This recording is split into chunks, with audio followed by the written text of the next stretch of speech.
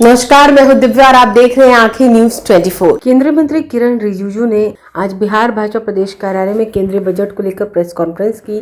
इसमें प्रदेश भाजपा अध्यक्ष संजय सरावगी और विधान परिषद सदस्य संजय मेघ भी मौजूद रहे। इस दौरान केंद्रीय मंत्री ने कहा कि बिहार का भविष्य देश के पूर्वोत्तर के विकास से गहराई से जुड़ा हुआ है और केंद्र सरकार इस दिशा में ठोस कदम उठा रही है। पूर्वोदय के तहत बिहार और नॉर्थ ईस्ट को लाभ मिलेगा। केंद्रीय मंत्री ने कहा केंद्र सरकार ने पूर्वोदय के नाम से कई योजनाएं शुरू की हैं जिनका सीधा लाभ बिहार और पूर्वोत्तर राज्यों को मिलेगा। उन्होंने कहा कि यह क्षेत्र देश के विकास का नया इंजन बनने जा रहा है। बहुत ही संक्षिप्त में मैं आपसे बात करूंगा क्योंकि इस बार बजट 2026-27 1 फरवरी को पेश किया गया।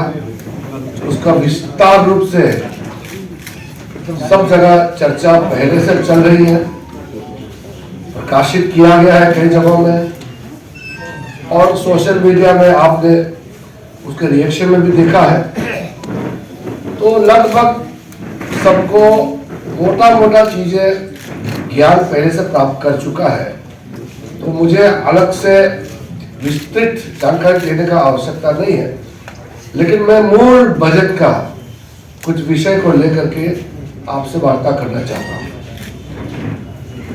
बिहार प्रदेश अपने आप में बहुत ही महत्वपूर्ण प्रदेश है और हमारे पूर्वी भारत का एक तरीके से सबसे बड़ा प्रदेश है जनसंख्या की दृष्टि से भी। और पूर्वी भारत हम एक तरीके से कभी कभी पूर्वोदय, पूर्वांचल, पूर्वी भारत अलग अलग नाम से जानते हैं। मैं खुद पूर्वोत्तर भारत से आता हूँ और आप पूर्वोत्तर भारत जाते हैं तो बिहार से होकर के जाते हैं। जब हमारे हवाई जहाज में चलना नहीं होता था तो बिहार धरती से ही होकर के जाते थे। तो बिहार का उत्थान, बिहार का भविष्य जो है, हमारा भविष्य, नॉर्थ ईस्ट पूरा पूर्वी भारत का भविष्य बिहार पर टिका हुआ है। इस बार का बजट में विकसित भारत का जो न्यू प्रधानमंत्री मोदी जी ने 2014 में रखा था, उसको बल देते हुए मजबूत खंबा फिर से इस बार गाड़ा है। और पूर्वोदय नाम से कई स्कीम्स इसमें घोषणा भी हुई है, चाहे वो रेल का एक्सप्रेस हो, चाहे वो राजमार्ग हो, चाहे वो बौद्ध धर्म का एक सर्किट हो, या वो एमएसएमई छोटे छोटे जो हमारे यूनिट्स होते हैं, काम करने वाले बुनकर होते हैं, खादी वाले होते हैं और ग्रामीण क्षेत्र में छोटे छोटे कारखाने होते हैं। ये सारा चीजों को जीवित करके बल देने के लिए एक अच्छा ताकत इस बार रखा है। पहले भी सदन में गर्मागर्म बहस हुए हैं और लोकतंत्र में लोकसभा, राज्यसभा, विधानसभा में गर्मागर्म बहस होते हैं। ये अपेक्षित है, ये कोई नई बात नहीं है। लेकिन सदन को ठप करना, व्यवधान करना, ये चिंता का विषय है। हमारे पास संख्या है, हम सरकार में है, हमारे पास ताकत है।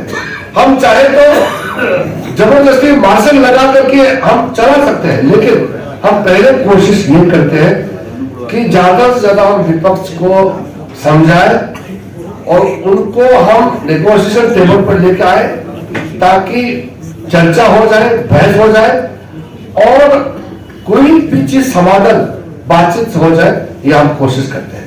मजबूरन जब वो बिल्कुल नहीं मानते हैं तो देश को सेवा तो करना है, सरकार को चलाना है, तो हम फिर जबरदस्ती ध्वनि मत से भी हम पारित करते हैं। प्रधानमंत्री नहीं बोलने का जहां तक सवाल है, प्रधानमंत्री ने राज्यसभा में विस्तार से अपना बात रखा है। लोकसभा में अध्यक्ष जी के चैम्बर में आकर के कांग्रेस के लगभग 40-50 सांसद आए, मैं भी वहां पहुंचा मैं और अध्यक्ष जी को उन्होंने अलग सलग बातें बोला। हमने कहा कि हम जवाब नहीं देंगे, कि हम सरकार में है, हमारा जिम्मेदारी हम समझते हैं, लेकिन कुछ ऐसे बातें उन्होंने कहा और बाद में कई जगह ये बात कहा, तो अध्यक्ष जी ने ये समझा कि पहले हम मौका देते हैं, अब तुरंत अगर प्रधानमंत्री, देश का प्रधानमंत्री आते हैं, पद का गरिमा होते हैं, हम नहीं चाहते कि प्रधानमंत्री का पद को, उस पद का गरिमा को किसी तरह से कोई चोट ना पहुंचे।